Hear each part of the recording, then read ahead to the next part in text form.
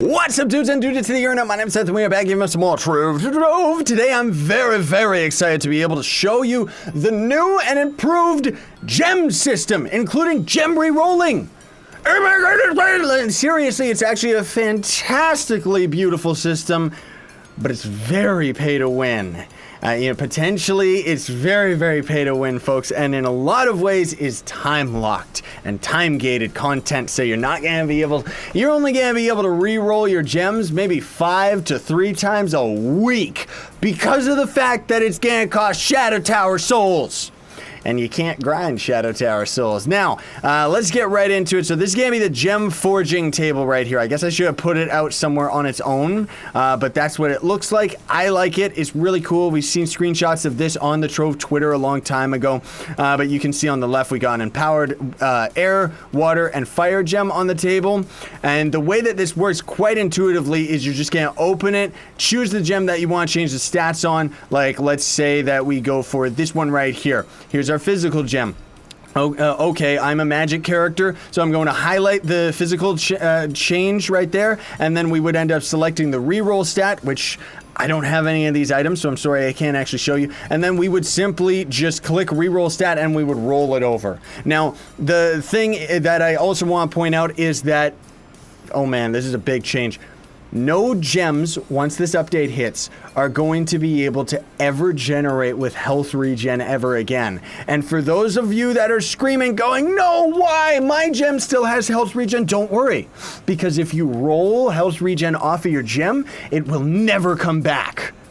Oh yeah, because health regen sucks, like seriously. So what that essentially means is that if we re-rolled this physical damage, we're trying to get it to magic.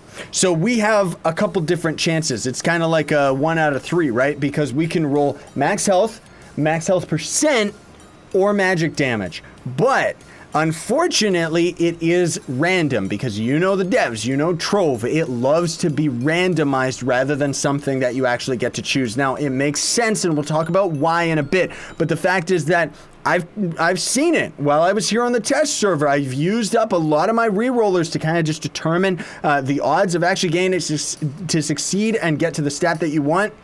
You know, it's hit or miss. It's just completely random because there are times where you'll get max health percent, max health percent, and you can get that like 5 times before you end up getting the stat that you want, you know? And that's the whole thing, is that even with that, that's weeks down the drain, because this sucker right here, I'll show you in a minute the crafting components, but this is where things get a little bit scary. Because what these items down here do is they increase the stats on your gems. So let me kind of show you an example right here. Do I have any gems that aren't actually maxed out? No, I don't. Okay, I'll show you in a minute. Let me swap over to, let's just go to my Chloromancer. Okay, so take the Chloromancer class gem right here. So the crit hit that we've got right now, it's, the lowest stat value that it could be is 2.9. If we force it up, it's gonna go, we're gonna force its stat to be stronger so that it ends up getting up to 5.5. Now, these values are going to end up changing based on the power rank and level of the gem itself. I think, like, I don't know if it's trying to say that the 2.9, like, is that supposed to be what the stats are at its lowest? Because this gem's actually leveled up a little bit, maybe? Honestly, I don't know what half of the stuff is that they actually have on this, because why do they have this lower stat number value? I don't know, because if we force our health regen up, it would actually get to this higher value.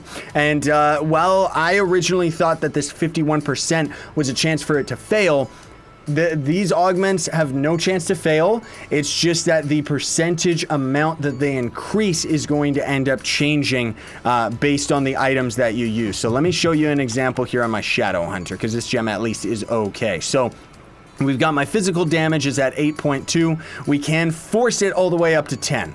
So I don't have any of this brown item. I don't have any of the gold one, unfortunately. I only have a couple of these silver ones. We're at 51%. We improve the stat. It bumps up to 53. Now that number is going to end up varying depending on which of these resources you end up using. With this one right here, I've actually gotten values as high as going up by 12 to, I think, 16% increase, which is pretty crazy because from what I've seen from the average, it's actually going to take maybe 50 of these silver ones in order to max out the stats on one gem.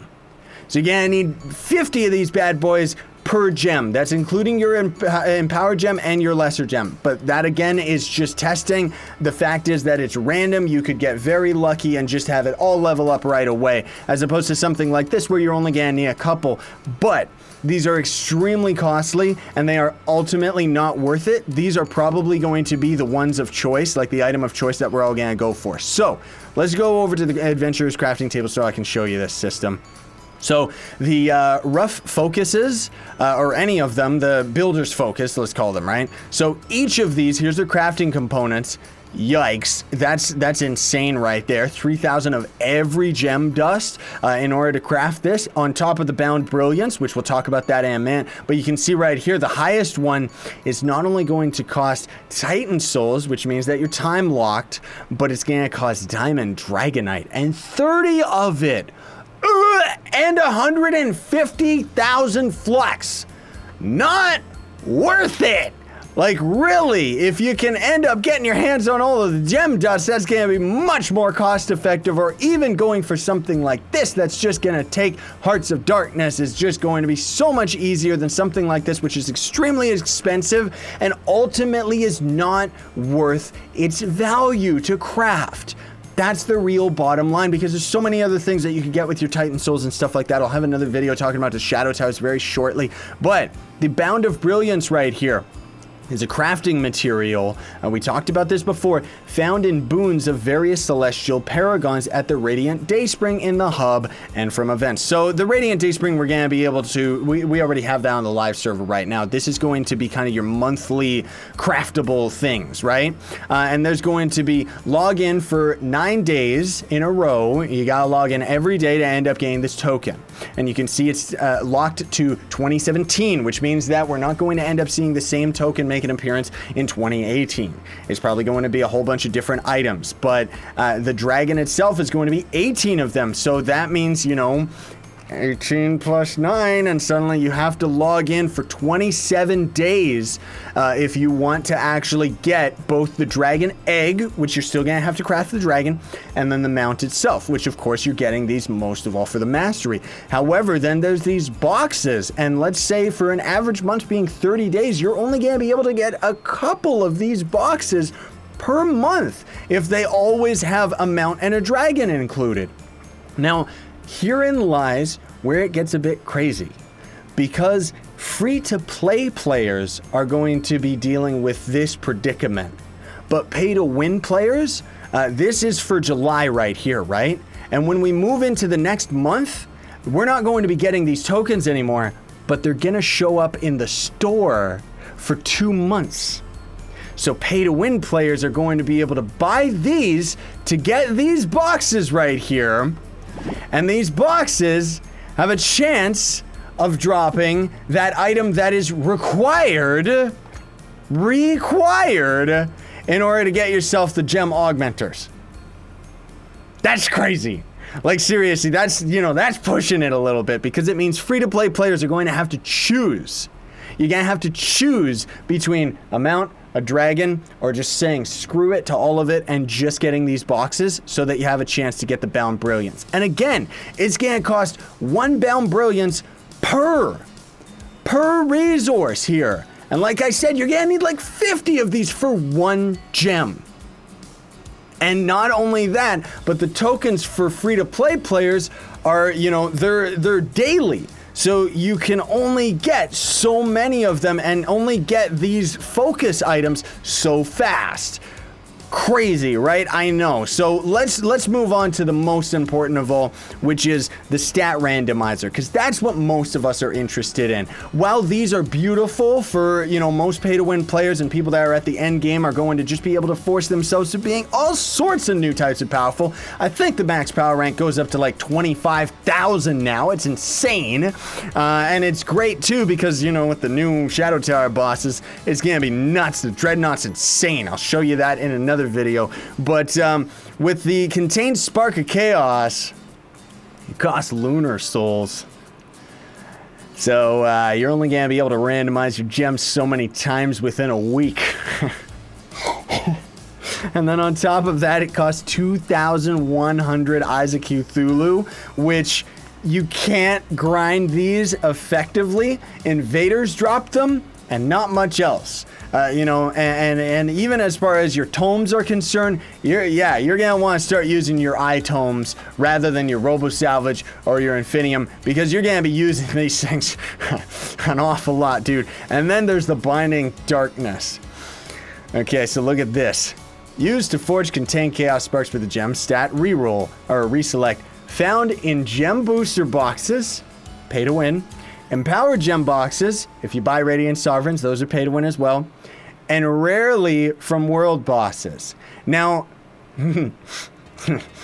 this is where free-to-play players are gonna have a very, very tough time because of the fact that empowered gem boxes cost lunar souls, right? So you spend a week getting empowered gem boxes to get this item that you can then hopefully use the next following week when you get more lunar souls, and so on and so forth goes the pattern, man. It's insane. Now, the fact that you can actually get them very rarely from world bosses, that's awesome. That's great, because technically it means that it is grindable. And I am all for that. That's the whole thing about this update that I'm actually very disappointed with. I'll talk more about this in the Shadow Tower update video that I've got planned, but I don't like the fact that Lunar Souls and Titan Souls and all of that stuff is still not something that you could grind.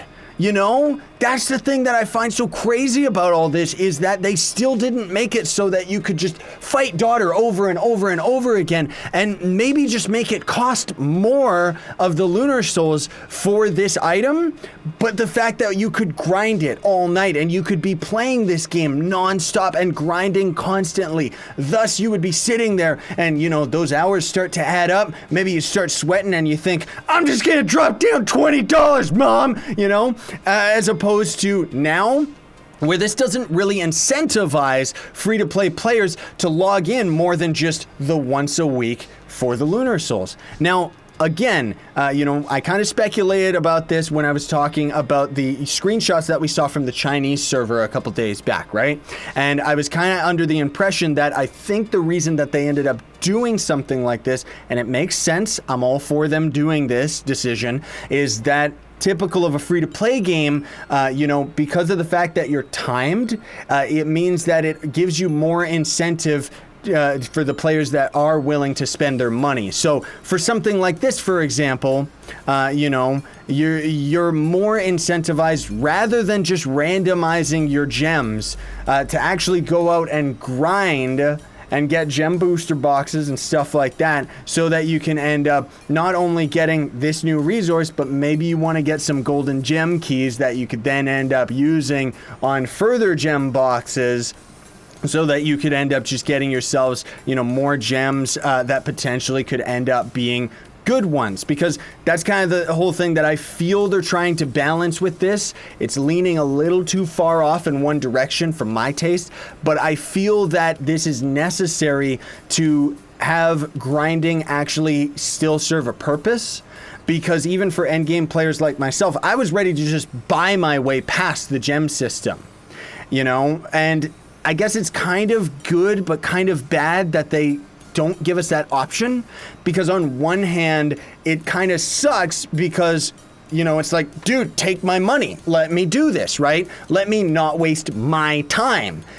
But at the same time, it's kind of got the opposite effect too, where it's like, they're not going to be making as much money off of these, most of all because they're trying to focus it on the other things, like the gem booster boxes, the empower gem boxes. These resources right here, these are going to make them tons. Like, seriously, the daily token things.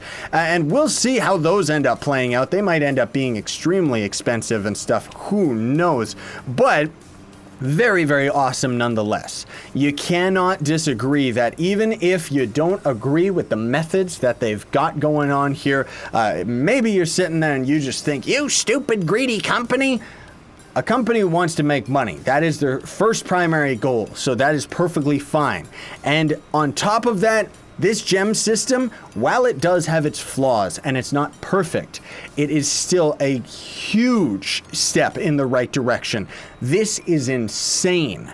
You know, because we are still going to be able to force our gems up.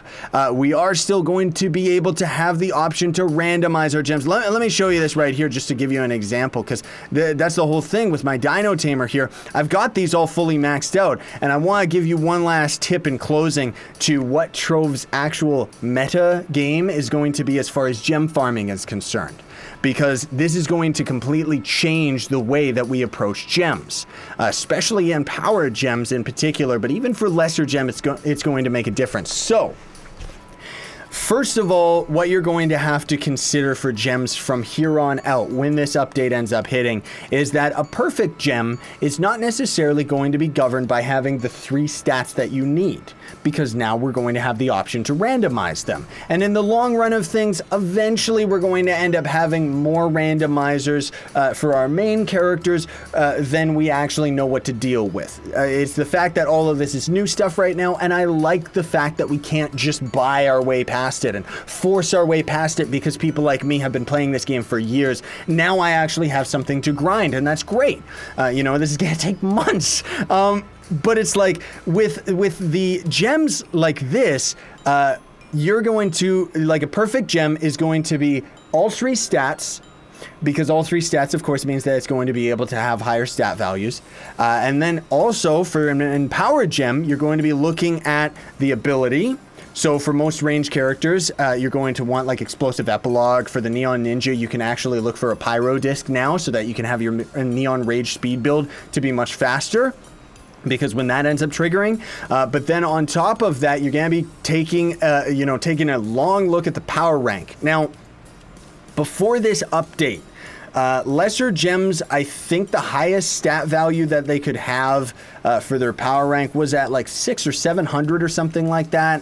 I don't know it off the top of my head. I never bothered trying to remember that, just because honestly speaking, the gem system is too random for me to focus on trying to get the good gems. But in any case, when you would end up having a gem with 600 to 700 power rank, a lesser gem, it would mean that once you maxed it out, that would be the most power rank and most powerful version of a lesser gem possible.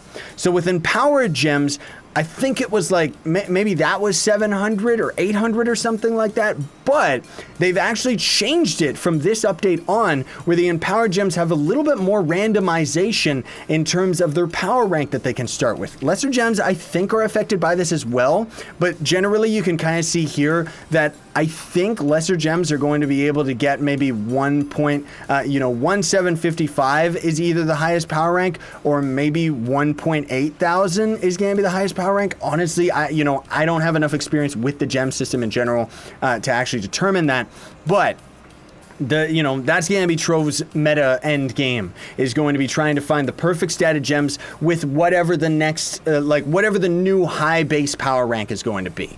And then as far as the gem system is concerned, this is where things are going to get pretty crazy, because with the gems being the way that they are, we're going to be able to have like so much more stats, right? You're going to be able to have more raw damage. You're going to have tons more crit hit chance. Like even right now, I'm actually rocking 138.2 critical hit chance. Useless. Now with that, it means we've got a couple options, because it means that I could get crit hit off of my, off of my gear, like this right here. I could swap that out. It's the test server, so I don't really have the best gear. But with a lot of characters, you're going to be able to actually swap crit hit off, just because why not?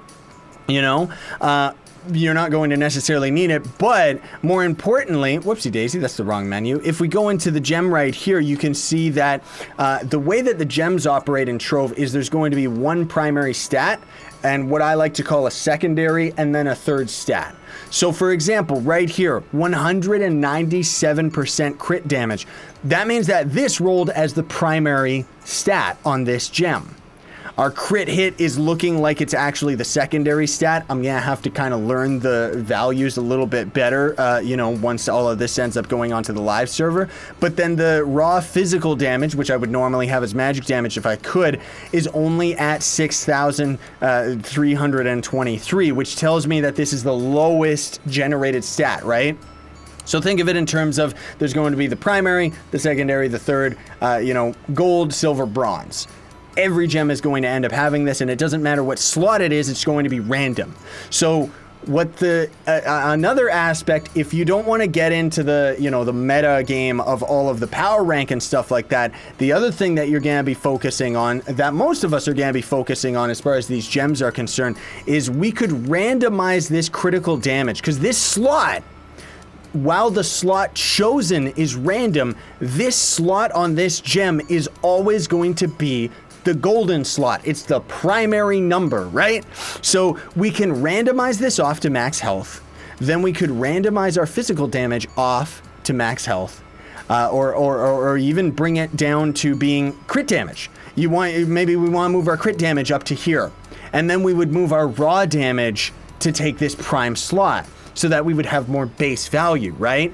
So that's kind of the point that I'm trying to get at, is because the stat values of all these gems are going to be that much higher, crit hit becomes less and less valuable on gems. And in a lot of ways, what you're going to be focusing on for the next couple months when this update comes out with all the gems and stuff is not only just upping them and making them more and more powerful, but then when you get more randomizers over time, you're going to be trying to swap the critical hit stat value to being the bronze on your gem. You want it to be the lowest denominator, because with it, I'm pretty confident you're still going to have at least 100% to your crit chance. And then you're gonna have your damage through the roof, right? So in any case, folks, a little bit of a lengthier tutorial today because the new system is a lot different.